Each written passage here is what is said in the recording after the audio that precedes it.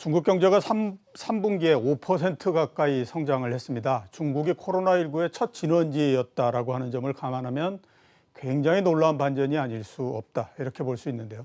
그래서 오늘은 중국 경제와 그다음에 최근 힘을 잃고 있는 미국의 금융정책에 대해서 알아보는 시간을 갖도록 하겠습니다. 조영무 LG경제연구원 연구위원 나오셨습니다.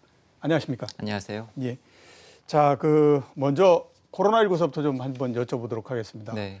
2차 확산에 대해서 대부분들이 이제는 그런 게 아닌가라는 생각들을 많이 하고 있는데요. 이 코로나19의 확산이 전체적으로 국내 경제에 어떤 영향을 줄 거라고 지금 보고 계십니까? 일단 2월부터 우리나라에 본격적으로 영향을 줬던 것 같고요. 그러다 보니까 1분기에는 아주 혹독하게 국내 내수 소비가 어려움을 겪었고 1분기 성장률을 떨어뜨리고 2분기에도 일부 영향을 주었지만 그런데 2분기에는 다소 흐름이 조금 바뀌었던 것이 코로나 방역에 다소 효과를 거두었는데 그렇죠. 반면에 미국이나 유로존 같은 다른 국가들이 코로나를 호되게 겪으면서 수출을 중심으로 성장률이 많이 떨어졌던 것 같고요. 앞서 말씀드린 것처럼 우리나라도 이랬지만은 지금 다른 나라들의 경기 흐름 역시도 코로나19가 거의 전적으로 좌지우지하고 있다라고 말씀을 드릴 수가 있고 그렇다 보니까 앞으로의 경기 흐름 역시도 코로나19의 향방에 따라갈 수밖에 없는데 제가 그쪽 전문가는 아니지만 코로나19의 진정을 논하기에는 아주 이르다라고 생각을 하고 있고요.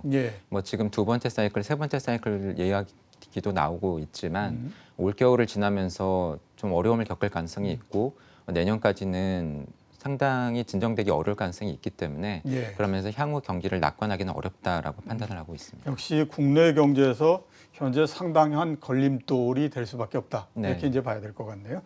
자, 중국 경제를 한번 넘어가서 여쭤보도록 하겠습니다. 4.9% 성장률이 나왔는데요.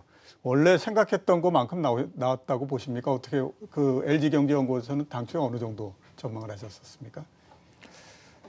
예상보다는 조금 낮지 않았나. 예상보다는 조금 낮다. 그런데 지금 시장에서 기대하고 있는 것처럼 다음 분기에 만약에 전년 동기비 6% 성장률 수준으로 돌아간다라고 한다면 코로나 이전 수준을 거의 회복하는 것이기 때문에 그러한 면에서 중국 경제는 상당히 안정되는 모습을 보일 가능성이 있겠지만 앞서 말씀드린 것처럼 겨울을 지나면서 글로벌하게 코로나가 다시 재확산될 가능성을 여전히 배제하기 어렵고요.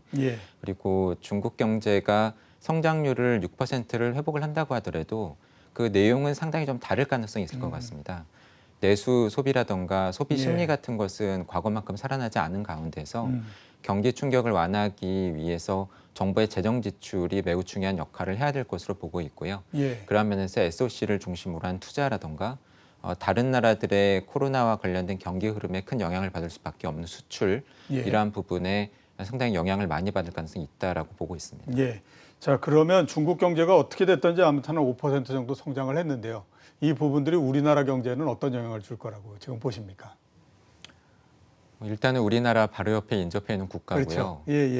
글로벌 경제에 있어서 성장에서는 가장 중요한 국가 중에 하나고 우리나라 수출의 5분의 1 그런데 우리 수출 중에서 거의 중간재나 자본재가 대중 수출의 80%를 차지하고 있기 때문에 그러면서 거의 4분의 1 가까이 중국이 중요도를 가지고 있는 셈이죠. 그러한 국가가 경기가 정상화된다라고 한다면 분명히 수출 물량 측면에서는 우리나라에 도움을 많이 줄 것으로 예상이 되는데요. 최근에 개인적으로 주목해야 되는 변수라고 생각하고 있는 것은 환율인데 위안화가 여러 가지 이유로 인해서 최근에 강세를 나타내고 있는데 위안화와 원화의 동조화가 상당히 강하기 때문에 우리 경기가 실제로 그다지 좋지 못하거나 다른 요인이 없다고 하더라도 중국 경기가 살아나고 위안화가 강세를 나타냄에 따라서 원화가 강세를 나타낼 가능성이 있고 그렇다고 한다면 지금도 수출이 사실 쉽지 않은데 수출 가격 경쟁력 면에서 부담 요인이 커지지 않을까 그 부분을 좀 주목해서 봐야 될 거라고 봅니다. 그러니까 위안화 강세에 따른 원화 강세로 해서 수출 경쟁력이 오히려 이제 연말까지 봤을 때 좀 떨어지지 않을까 그 부분을 좀 관심 있게 봐야 된다 이렇게 말씀을 해주셨고요. 자, 미국의 금융 정책으로 넘어가서 한번 좀 여쭤보도록 하겠습니다. 보스턴 연방은행 총재가 어떤 얘기를 했었냐 하면 기업과 가계의 과다한 차입으로 해서 이게 주식 투자를 계속 해가지고 주가를 올리고 했었는데 그거를 이제 못하도록 좀 억제를 해야 된다. 이런 얘기들을 지금 하고 있습니다. 네. 그만큼 보면 아마 이제 연준도 물론 이제 연준의 가장 중심적인 총재나 이런 쪽의 얘기는 그렇지 않지만 지방 연준 총재나 이런 쪽의 얘기는 여러 얘기들이 나오고 있는데 이제 거품에 대한 우려도 같이 지금 나오고 있는 상태이거든요. 그렇게 되다 보니까 이런 상태가 계속되면 금리 인상이 또 빨라지는 거 아니냐 이런 또 우려도 있고 이런 상태입니다. 그래서 전체적으로 현재의 미국의 금융 정책 이걸 어떻게 우리가 평가를 해야만 될까요? 금리를 포함해 가지고. 저 개인적으로는 미국은 앞으로도 상당 기간 금리를 올리기 어려울 것으로 보고 있고요. 예. 특히 주목해야 되는 것이 올해 잭슨홀 미팅에서 파월 의장이 아마 상당히 시간이 지난 다음에는 굉장히 많이 회자될 것으로 생각을 하는데 예. 인플레이션 타겟팅에서 평균 물가 상승률을 기준으로 한 인플레이션 타겟팅으로 전환하는 것을 밝혔습니다. 그렇죠. 그것은 미 연준이 미국의 물가 상승률을 2%를 타겟으로 해서 통화 정책을 펴왔는데 예. 그것이 그냥 2%가 아니라 평균 2%. 그것이 담고 있는 것은 설령 미국 경기가 다소 회복이 되고 인플레 압력이 생겨서 미국의 물가 상승률이 2%를 넘어가더라도 당장 넘어간다고 해서 금리를 올릴 것이 아니고 예. 상당 기간 지속되거나 그것이 지속되는 것을 확인한 이후에서야 변화를 주겠다라고 하는 의미로 읽혀집니다. 그런 면에서 보면은 일단은 미국의 물가 상승률이 2%를 넘어가는 게 당분간은 쉽지 않을 것 같고요. 그렇죠. 그리고 그게 넘어간다고 하더라도 당장 금리를 올리지 않겠다라고 하는 의미이기 때문에 그런 면에서 보면은 미 연준의 금리 인상 시기는 상당히 좀 뒤일 가능성이 높아 보이고요. 예. 하지만 말씀하신 것처럼 지역 연준 총재들을 중심으로 해서 버블이라던가 또는 과열에 대한 우려는 계속 나오고 있는데 예. 사실 개인적으로는 부러운 부분입니다. 우리나라 그렇죠. 금통위원분들께서는 그런 이야기들을 잘 안 하시니까요. 독립적이고 어떻게 보면 연준 안에 다른 의견을 읽을 수 있는 그러한 대목인데 그 부분과 관련을 해서는 우리나라와도 상당히 비슷한 것 같습니다. 예. 우리나라도 정책 금리를 낮추고 돈을 많이 풀고 있는데 그 과정에서 주택가격 급등이라든가 자산가격 버블에 대한 우려가 계속해서 제기가 되고 있으니까요. 예. 하지만 개인적으로는 중앙은행이 실물 경기가 이렇고 글로벌 경기가 이러한데 자산가격 버블 특히 특정한 시장, 주식이건 주택시장이건 그러한 것에 대응을 해서 정책 금리를 올리는 것이 과연 쉽고 적절할까? 그렇죠. 저는 쉽지도 않고 예. 그것이 자칫 위험할 수도 있다는 생각을 하고 있고요.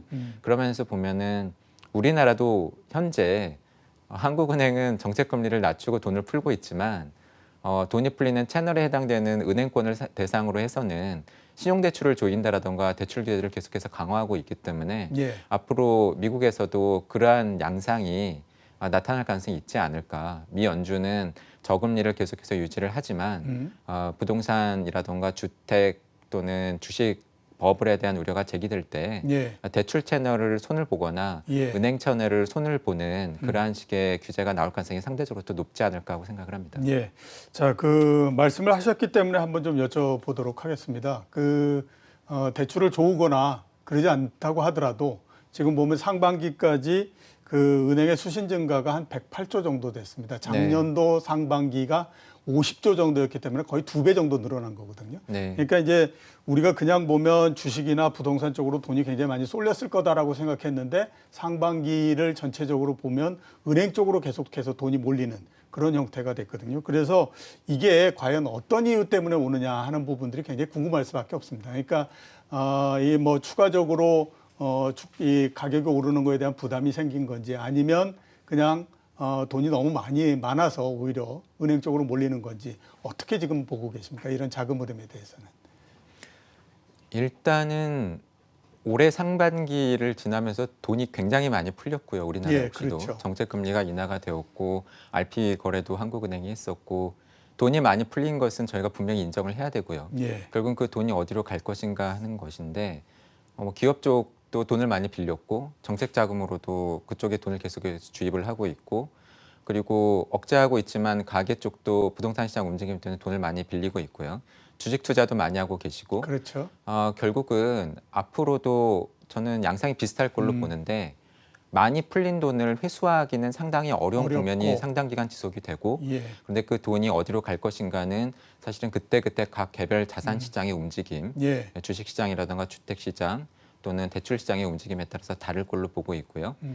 올해 봄을 지나면서는 주식 시장으로 좀 많이 갔었던 것 같고 그렇죠. 주택 시장으로 여전히 지금 못 빌려서 안달이지 빌릴 수 있으면 빌려서 투자하려고 하는 수요는 여전히 계속 있기 때문에 예. 그런데 이러한 가운데에서 자산시장 움직임에 따라서 급격하게 빠졌다가 그 돈을 언제든 뺄 수 있는 수십 출식이나 요금을 예금 쪽으로 넣는 예. 그러한 수요는 앞으로도 계속 있을 것이기 때문에 정리를 해본다라고 한다면은 단기 부동자금이 굉장히 크게 늘어날 가능성이 있고요. 예. 그것이 늘었다가 줄었다가 특정 자산시장으로 몰렸다가 빠졌다가 하면서 변동성을 굉장히 키우는 양상이 앞으로 상당 기간 지속될 가능성이 있지 않을까 하고 보고 있습니다. 그 바람에 그 괜찮은 기업 IPO 하게 되면 한 60조씩 그렇죠. 돈이 몰리고 네. 그런 것도 이제 그 중에 하나 그런 거죠. 현상이다 이렇게 이제 볼 수 있을 것 같습니다. 마지막 질문을 좀 드려야 될 것 같습니다. 한국은행이 아무튼 금리 추가적인 인하 여력이 있다라고 얘기를 했지만 과연 시장에서는 금리를 추가로 인하할 수 있을까라는 생각을 많이 하거든요. 한국은행의 스탠스에 대해서는 지금 어떻게 보고 계십니까? 인하 여력이 있다고 말씀하셔서 내리고 싶어 하신다고 생각하지는 않고요. 예, 그렇겠죠. 안 내리고 싶어 하시지만 저 개인적으로는 앞서 말씀드린 것처럼 코로나가 진정되지 않고 앞으로 경기가 회복되지 않는다라고 한다면은 금리 인하 필요성이 제기될 가능성이 있고 예. 원하지 않지만 등 떠밀리듯이 마지못해서 한국은행이 추가로 금리를 인하할 가능성을 열어놓아야 되고 예. 지금 0.5지만 이것이 실효금리 하한이라고 보고 있지는 않고요. 만약에 정책금리 조정폭이 과거와 같이 0.25가 아니라 0.1%포인트 정도로 조절이 된다라고 한다면 한두 차례에 걸쳐서 정책금리가 추가 인하될 가능성은 있다라고 보고 있습니다. 예, 알겠습니다. 자, 오늘 나와주셔서 대단히 감사합니다. 네, 감사합니다. 지금까지 조용무 LG경제연구원 연구위원이었습니다.